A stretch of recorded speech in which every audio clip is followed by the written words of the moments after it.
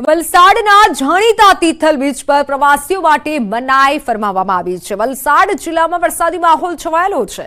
આથી ચોમાસા દરમિયાન દરિયો તોફાની રહે છે અને આથી માછીમારોને દરિયો ન ખેડવાની સૂચના આપવામાં આવી છે અને લોકોને પણ દરિયા કિનારે ન જવા માટે સૂચન કરાયું છે। ચોમાસામાં વરસાદી માહોલમાં દરિયો તોફાની રહેતો હોવાથી સલામતીના ભાગરૂપે પર્યટકોને દરિયા કિનારા પર જવાની રોક લગાવવામાં આવી છે। પ્રવાસીઓને દરિયા કિનારાથી દૂર રાખવા તિથલ બીચ पर प्रवासी माटे पोलीस बंदोबस्त गोठवायो छे जेथी करी कोई प्रवासी दरिया किनारे न जाए। अन्य महत्वना समाचार सामे आवी रह्या छे। नीट कौभांड मामले सीबीआई एक्शन मोडमां छे। गुजरातमां 4 स्थळो पर सीबीआई तपास करी छे। गोधरा, खेड़ा, आणंद अने अमदावादमां तपास तेज कराई छे। जय जलाराम इंटरनेशनल स्कूलमां सीबीआई सर्च कर्युं छे। सीबीआई तपासमां કેટલાક પુરાવા મળવાની પણ શક્યતા છે। છેલ્લા 3 દિવસથી સીબીઆઈની તપાસ ચાલી રહી છે। સ્થાનિક પોલીસને સાથે રાખી સીબીઆઈ તપાસ કરી રહ્યું છે। ગોધરા અને થર્મલ બંને કેન્દ્રોમાં નીટની પરીક્ષા યોજવામાં આવી હતી। જય જલારામ ઇન્ટરનેશનલ સ્કૂલમાં સીબીઆઈ હાલ સર્ચ કરી રહ્યું છે। નીટ કૌભાંડ મામલે सीबीआई હવે એક્શન મોડમાં છે। અલગ અલગ 4 સ્થળો પર सीबीआई તપાસ કરી રહ્યું છે કારણ કે અલગ અલગ ખુલાસા થઈ રહ્યા છે। આરોપીઓ મળી રહ્યા છે કે આખરે હવે જે નીટ પરીક્ષામાં જે કૌભાંડ થયું છે તેનો માસ્ટરમાઇન્ડ કોણ છે ને તેના પાછળ કોણ જવાબદાર છે, કારણ કે ઘણા વિદ્યાર્થીઓનું ભાવિ આ પરીક્ષા સાથે જોડાયેલું હતું અને જે પ્રમાણે કૌભાંડ કરવામાં આવ્યું છે અને પેપરની સાથે જે ચેડા કરવામાં આવ્યા છે તેને લઈને હવે सीबीआई આક્રમક અંદાજમાં છે। અલગ અલગ 4 સ્થળો પર सीबीआई તપાસ કરી રહ્યું છે। 4 સ્થળો જેમાં ગોધરા, અમદાવાદમાં તપાસ થઈ રહી છે। ખેડા, પંચમહાલમાં પણ તપાસ આદરવામાં આવી છે। નીટ કેસમાં તપાસ થઈ રહી છે। ખેડામાં પણ પોલીસ પહોંચી છે, તપાસ કરી રહ્યું છે। सीबीआई તપાસ કરી રહ્યું છે। મારી સાથે ફોનલાઈન પર સંવાદદાતા રાજેશ જોડાઈ ચૂક્યા છે। રાજેશ, હાલ सीबीआई ની કેવી તપાસ? ચોક્કસ મિત્તલ, सीबीआई દ્વારા તપાસનો દોર સંભાળ્યા બાદ પ્રાથમિક તબક્કામાં જે જાણકારી હતી તે મળવામાં આવી, સાથે જરૂરી જે પુરાવા હતા તે પણ ગુજરાત પોલીસ પાસેથી મેળવવામાં આવ્યા છે અને सीबीआई ની ટીમ દ્વારા હાલ જે સર્ચ છે તેની કાર્યવાહી ચાલી રહી છે। બીજી તરફ ગઈકાલે सीबीआई 4 આરોપીઓના કોર્ટમાં કસ્ટડી મેળવવા માટેના રિમાન્ડ અરજી રજૂ કરી હતી અને જેને આજે સુનાવણી બાદ હુકમ થવાનો છે, તેથી આરોપીઓનો કબજો મેળવવા માટે પણ એક सीबीआई ની ટીમ હાલ સક્રિય બની છે। સાથે સાથે જ વાલીઓ અને વિદ્યાર્થીઓના પણ નિવેદનો લેવામાં આવી રહ્યા છે। બીજી તરફ જય જલારામ ઇન્ટરનેશનલ સ્કૂલના જે સંચાલક છે દીક્ષિત પટેલ, તેઓની પણ ગુરુવારે પૂછપરછ કરવામાં આવી હતી। આજની જો વાત કરવામાં તો આજે ગોધરાના જય જલારામ પરવડી જે સ્કૂલ છે ત્યાં સાથે સાથે જે થર્મલ પરીક્ષા કેન્દ્ર હતું ત્યાં सीबीआई ની ટીમો દ્વારા હાલ જે સ્ટાફ જોડાયેલો છે તે સ્ટાફની પૂછપરછ કરવામાં આવી હોવાનું જાણવા મળી રહ્યું છે। આ ઉપરાંત सीबीआई ની ગોધરા સિવાયની જે અન્ય ટીમો છે તે પણ રાજ્યમાં ક્યાંક ને ક્યાંક હાલ તપાસ કરી રહી હોવાના પણ અહેવાલ જાણવા મળી રહ્યા છે। सीबीआई હાલ જે 8 તારીખે સુપ્રીમ કોર્ટમાં જે सीबीआई કૌભાંડનું જે જજમેન્ટ છે તે પૂર્વે ગુજરાતની જે તપાસ છે તેના મહત્વના જે કેટલાક પુરાવાઓ છે અને દસ્તાવેજો છે તે રજૂ કરવા માટે सीबीआई ની ટીમ સક્રિય છે અને ગઈકાલે જે કોર્ટમાં જ્યારે सीबीआई ના જે અધિકારી હતા તેઓ દલીલ કરી હતી ત્યારે કોર્ટ સમક્ષ પણ આ જ વાત જણાવી હતી કે આગામી 8 જુલાઈના રોજ सीबीआई ના જે સમગ્ર દેશમાં सीबीआई કૌભાંડનો મામલો છે તે પૂર્વે જે ગુજરાત છે તેની તપાસ કરવાની હોય અને ગુજરાતની सीबीआई ના જે ષડયંત્ર છે। જી બિલકુલ રાજેશ, આભાર સમગ્ર માહિતી બદલ। તો રાજકોટથી સમાચાર। હિરાસર એરપોર્ટ દુર્ઘટના ટળી છે। પિકઅપ ડ્રોપ એરિયામાં કેનોપી તૂટી છે। ભારે પવન સાથે વરસાદ થતા ઘટના બની। સદનસીબે કોઈ જાનહાનિના સમાચાર નથી। રાજકોટ હિરાસર એરપોર્ટ પર આ દુર્ઘટના બની છે। પિકઅપ ડ્રોપ એરિયામાં કેનોપી તૂટી હતી। કેનોપી તૂટવાના આજે દ્રશ્યો સામે આવ્યા છે। એક્સક્લુઝિવ દ્રશ્યો રાજકોટથી સામે આવી રહ્યા છે। ભારે પવનના કારણે આ દુર્ઘટના સર્જાઈ છે। જો કે અગાઉ 2 દિવસ પહેલા દિલ્હીમાં પણ આ જ પ્રમાણે ઘટના બની હતી। એરપોર્ટ પર ઉપરનો જે ભાગમાંથી જે પાણી ટપકવાની ઘટના બની હતી અને ભાગ બેસી ગયો હતો અને હાલ રાજકોટથી આ ઘટના સામે આવી છે। રાજકોટથી મારી સાથે સંવાદદાતા અંકિત જોડાઈ ચૂક્યા છે। અંકિત, કઈ રીતે આ ઘટના બની, શું કોઈ જાનહાની? ચોક્કસ મિત્તલ, ખાસ કરી વાત કરવામાં આવે તો રાજકોટ શહેરથી 32 કિલોમીટર દૂર જે હિરાસર એરપોર્ટ આવેલું છે, આ હિરાસર એરપોર્ટ પાસે હિરાસર એરપોર્ટની અંદર જે ટેમ્પરરી ટર્મિનલ બનાવવામાં આવ્યું છે, આ ટેમ્પરરી ટર્મિનલની બહાર જે કેનોપી લગાવવામાં આવી હોય છે કે જ્યાં પિકઅપ અને ડ્રોપિંગનું સ્ટેન્ડ છે તે ખાસ કરીને આપવામાં આવ્યું છે તે કેનોપી પડી હોવાના દ્રશ્યો છે તે હાલ અત્યારે સામે આવ્યા છે. જે સમગ્ર ઘટના ઘટી છે તે સવારના 11 વાગ્યાથી 11:30 વાગ્યાની વચ્ચે ઘટી હોવાનું છે તે સામે આવ્યું છે.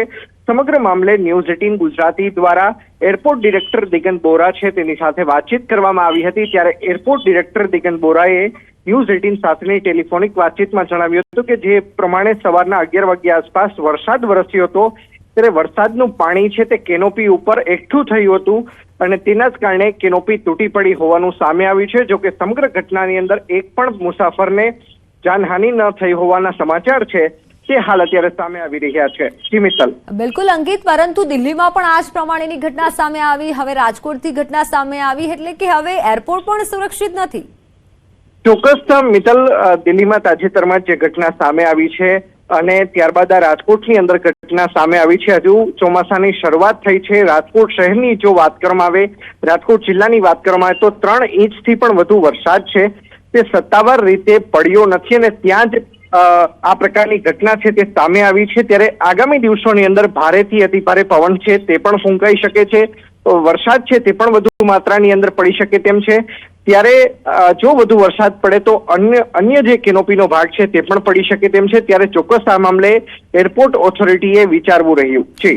બિલકુલ વિચારવું જોઈએ, કારણ કે વિદેશી મહેમાનો પણ આવતા હોય છે અને ખાસ કરી લોકોના જીવ જોખમમાં મુકાઈ શકે છે. એક તરફ ચોમાસું છે અને બીજી તરફ આવી જગ્યાએ જો આવી કોઈ ઘટના બને છે તો બીજી તો શું વાત કરવી. અંકિત. ચોક્કસ મિત્તલ, ખાસ કરીને વાત કરવામાં આવે તો સમગ્ર ઘટના જે સામે આવતા એરપોર્ટ પોલીસ છે તે પણ ઘટના સ્થળે દોડી ગઈ હતી.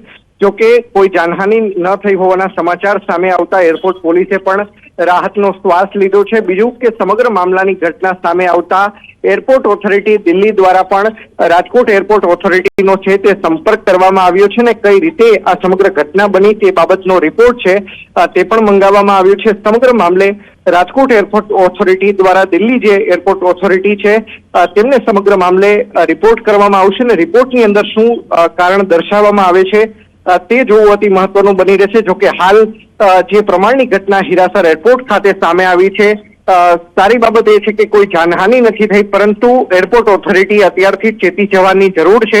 કારણ કે માત્ર નજીવા વરસાદની અંદર જો તાજેતરમાં જ કે જેનું લોકાર્પણ કરવામાં આવ્યું છે, જેને માત્ર 1 વર્ષ જેટલો જ સમય લાગ્યો છે, દોઢ વર્ષ જેટલો જ સમય લાગ્યો છે અને નિર્માણ કરેલું આ જે એરપોર્ટ છે જો તેની કેનોપી છે તે માત્ર બીજા વરસાદમાં તૂટી જતી હોય તો આ ખૂબ એક ગંભીર બાબત ગણી શકાય તેમ છે.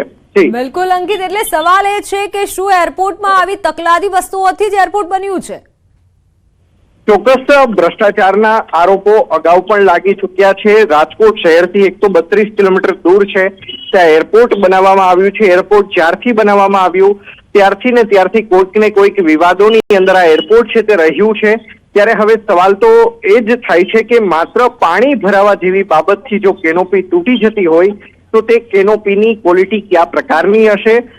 અન્ય જે બાંધકામો જે હાલ અત્યારે પણ બાંધકામ ચાલી રહ્યા છે ત્યારે બાંધકામની ગુણવત્તાને લઈને પણ સવાલો છે તે ઉઠી રહ્યા છે. બિલકુલ અંકિત, આભાર માહિતી બદલ. તો સવાલો એ જ ઉઠી રહ્યા છે કે જો કોઈ દુર્ઘટના સર્જાઈ હોત તો જવાબદાર કોણ? કારણ કે દિલ્હીમાં પણ આવી ઘટના બની છે અને હવે રાજકોટમાં આ ઘટના બની છે. વાત સુરતની. સુરતમાં વચુરા ગેટ વિસ્તારમાં કોર્પોરેશનની બેદરકારી જોવા મળી છે. સુરતના વચુરા ગેટ પાસે ખુલ્લી ગટરો જોવા મળી છે. ગટરના ઢાંકણા તૂટેલી હાલતમાં જોવા મળ્યા હતા. ગટરની બહાર માત્ર કુંડા મૂકી કોર્ડન કરવામાં આવ્યું છે. વાહન ચાલકોમાં પણ અકસ્માતનો ભય ફેલાયો છે. તંત્ર જાણે કે કોઈ ઘટનાની રાહ જોઈ રહ્યું હોય તેવું લાગી રહ્યું છે.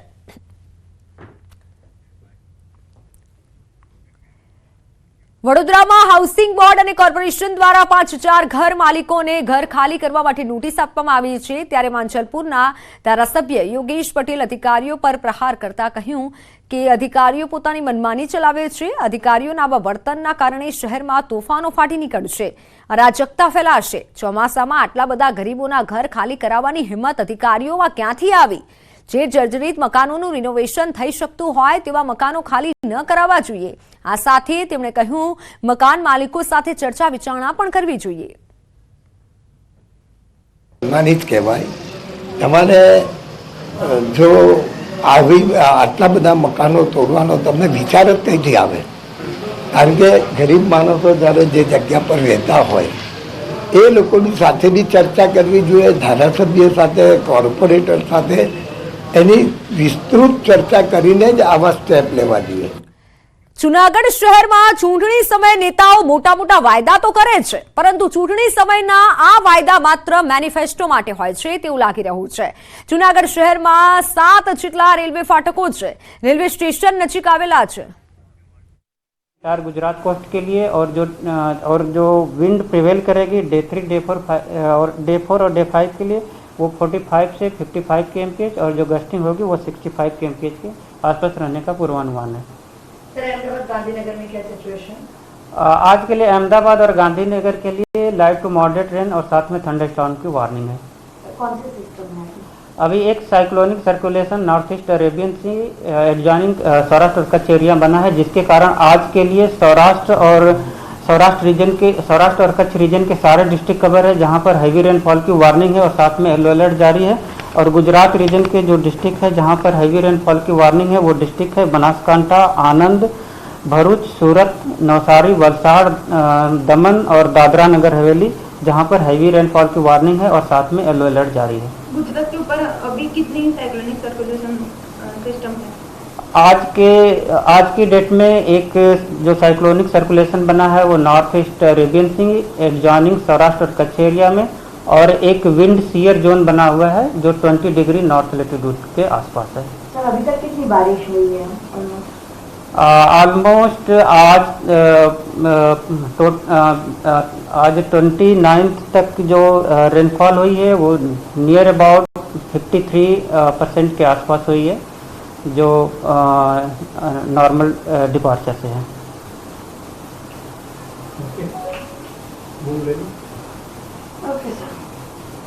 हो गया.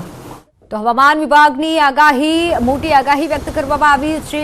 દક્ષિણ ગુજરાતમાં વરસાદ રહી શકે છે. અમદાવાદ, ગાંધીનગરમાં હળવો વરસાદ પડી શકે છે. હવામાન વિભાગ દ્વારા પ્રેસ કોન્ફરન્સ કરી આજના દિવસ માટે આ આગાહી વ્યક્ત કરવામાં આવી છે. તો હાલ સમાચારોમાં સમય થયો છે વિરામનો.